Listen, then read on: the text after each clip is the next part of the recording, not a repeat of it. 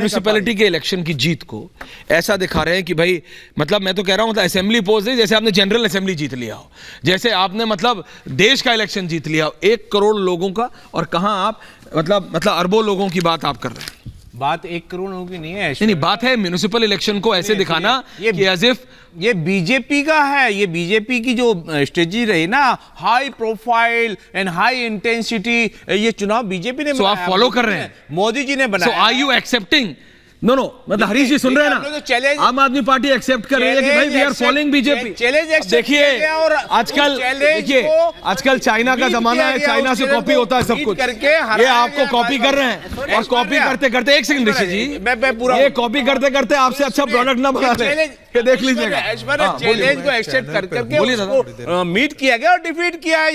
ये भाजपा ने डिफीट तो किया, भाजपा के अंदर डिफीट तो किया, भाजपा एक एक करके भारतीय चुनाव पार्टी बन गई है। इन्हें कोई विकास से मतलब नहीं। ये बोलते ना सबका साथ, सबका विकास, सबका विश्वास, सबका प्रयास, ये सब फेल हो गए। इनका खाली एक ही टारगेट है क्या? वो चुनाव हरीश खुराना चुनाव में जीता जाए, चाहे चीफ मिनिस्टर लाया जाए, चाहे सारे मिनिस्टर इकट्ठे करके लाया जाए। यही दिक्कत है सारे आपको समझाऊं बीजेपी की स्ट्रेटेजी है, क्या? लेकिन उन्होंने कोई भी चीज 15 साल में बता दी है। हरीश जी ओके, काउंटर आ रहा है आपको दिया मैंने, कोई अचीवमेंट नहीं है इसलिए हारे हैं। अच्छा ठीक है, काउंटर हरीश जी।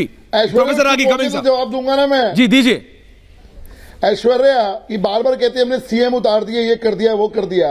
अरे भैया वो चीफ मिनिस्टर से पहले वो भारतीय जनता पार्टी के कार्यकर्ता हैं और मुझे गर्व है कि मेरे भारतीय जनता पार्टी के कार्यकर्ता नरेंद्र मोदी से लेके देश के बहुत सारे राज्यों के चीफ मिनिस्टर हैं, देश के बहुत सारे केंद्रीय मंत्री हैं।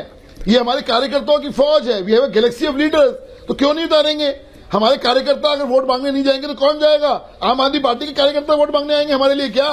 हम तो अपने भारतीय जनता पार्टी के कार्यकर्ता ही वोट मांगेंगे। और अब ये हमारी किस्मत है, ये हमारा गुड लक है कि हमारे कार्यकर्ता चीफ मिनिस्टर हैं।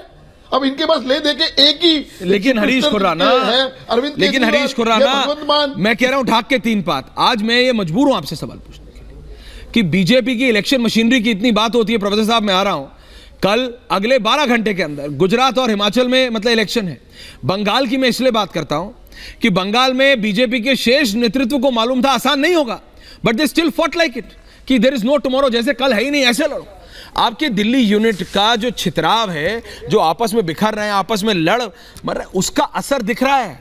आप प्रोफेसर रागी आपने बात की 1967 में जब विजय कुमार मल्होत्रा के जमाने में, सर मुझे याद है लाल कृष्ण आडवाणी जी, हमने पढ़ा है लाल कृष्ण आडवाणी जी दिल्ली जनसंघ, लाल कृष्ण आडवाणी जी दिल्ली प्रदेश के जनसंघ के अध्यक्ष हुआ करते थे। Listen me out. नहीं हरीश जी मैं आ रहा हूं वापस। बोलिए प्लीज बोलिए। लिसन मी आउट जी बोलिए साहब। ऐश्वर्या कई चीजें मैं मीडिया पर डिस्कस नहीं कर सकता। I understand. आप निश्चिंत रहिए, बहुत सारी चीजों का मंथन हो रहा है, बहुत सारी चीजों का मंथन हो रहा है। और हमारी 30 सीटें कम रही, इसमें हमें खुशी भी है और दुख भी है। दुख इसलिए कि खुशी नहीं होनी चाहिए सकते थे Harish ji, that is where I differ. कुछ 2013 के बाद की बीजेपी हार के बाद खुश नहीं हो सकती।